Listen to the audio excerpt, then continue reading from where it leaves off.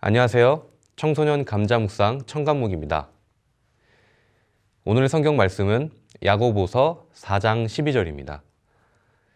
입법자와 재판관은 오직 한 분이시니 능히 구원하시기도 하시며 멸하기도 하시느니라. 너는 누구이기에 이웃을 판단하느냐? 오늘의 주제는 슬기로운 교회 생활, 양심의 자유입니다. 지난주 우리가 예배에 대해서 다루다 보니 이런 건 이래서 안 되고 저런 건 저래서 안 되고 좀 답답한 이야기만 했던 것 같아요. 하지만 안심하세요. 그런 제한 조건들이 좋아서 교회 다니는 사람은 아무도 없습니다. 교회 생활에는 훨씬 더 즐겁고 재미있는 것들이 많습니다. 그 중에 하나가 오늘 다뤄볼 문제는 이 양심의 자유 문제예요. 즉 우리는 우리의 양심은 하나님 앞에서 자유롭다는 겁니다. 그렇다면 양심이란 무엇일까요? 양심이란 말을 우리가 평소에 잘 사용하는데요. 대부분 다른 사람의 어떤 부도덕성을 지적할 때 사용하는 것 같습니다. 가장 자주 쓰는 표현이 양심이 없다. 또 그리고 그 화살을 자기 자신에게로 향하면 양심의 가책을 받는다라고 주로 사용하는데요.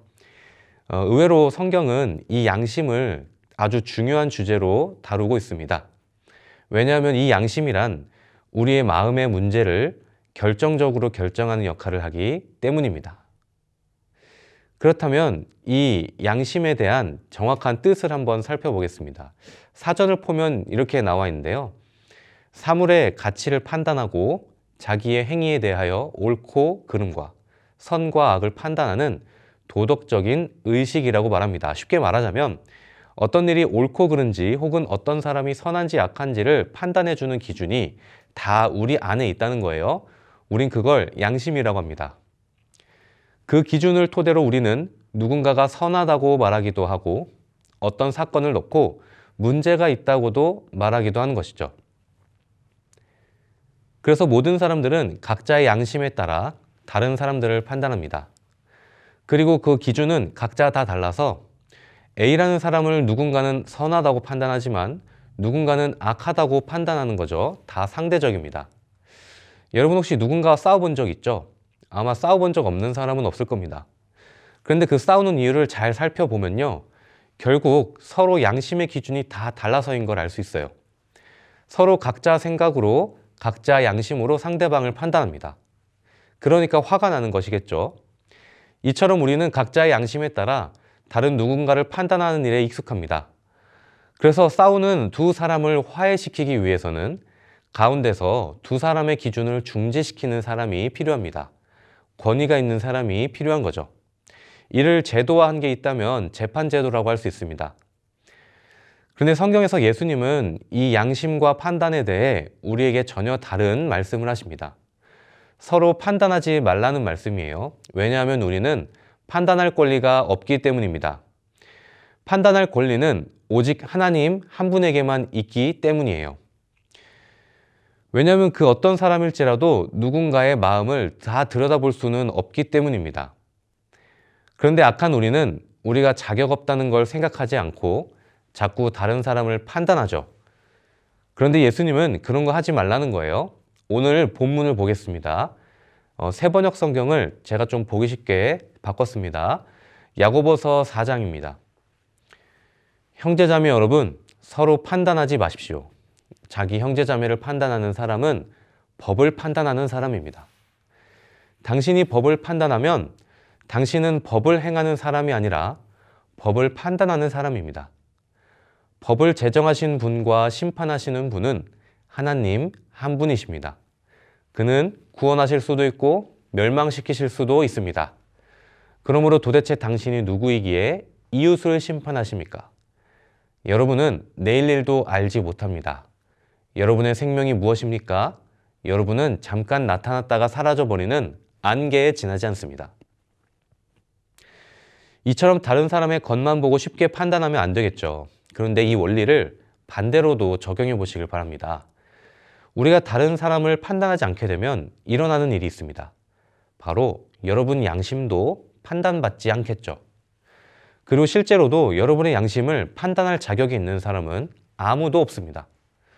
여러분의 양심은 철저하게 예수님께 보호받습니다. 따라서 여러분의 신앙생활이 초라해 보이고 열심이 없어 보이더라도 다른 사람의 눈치를 보지 마십시오. 하나님께서는 여러분 마음의 중심을 보십니다. 지금은 비록 완성되어 있진 않지만 완성을 향해 가는 길은 누구나 다 연약합니다. 그러니 여러분의 양심을 사람에게 두지 말고 하나님께 두시길 바랍니다. 하나님께서 우리 양심을 지켜주시기 위해 예수 그리스도를 보내주셨습니다. 우리가 받아야 할 모든 판단과 심판을 예수님께서 십자가 위에서 대신 받으셨습니다. 덕분에 우리는 그 그늘 아래서 비록 서툴지라도 하나님을 예배할 수 있고 기도할 수 있게 된 것입니다.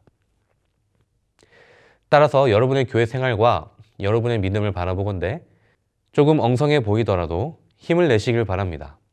다른 사람들은 여러분을 판단할지라도 하나님은 여러분 마음의 중심을 아십니다. 아직 완성되어 있지 않아서 서툰 그 모습 그대로를 하나님께서는 받으십니다.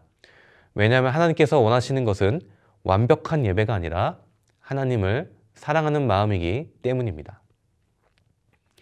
감사가 자라나는 감자 청소년부 여러분, 교회 생활은 공동체 생활이기 때문에 다른 사람의 시선을 무시할 수는 없습니다.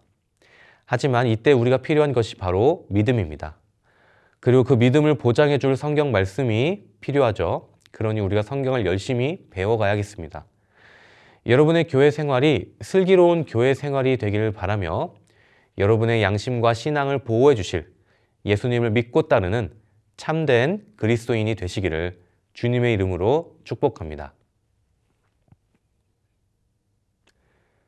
우리 마음의 주인이신 하나님께 드리는 기도. 사랑의 하나님, 우리의 마음과 생각의 주인이 하나님이심을 고백합니다. 우리의 양심은 다른 이들의 판단 때문에 약해지기도 하고 때론 그런 우리가 다른 이의 양심을 판단하기도 합니다. 이런 악순환의 고리를 예수 그리스도의 이름으로 끊어내길 원합니다.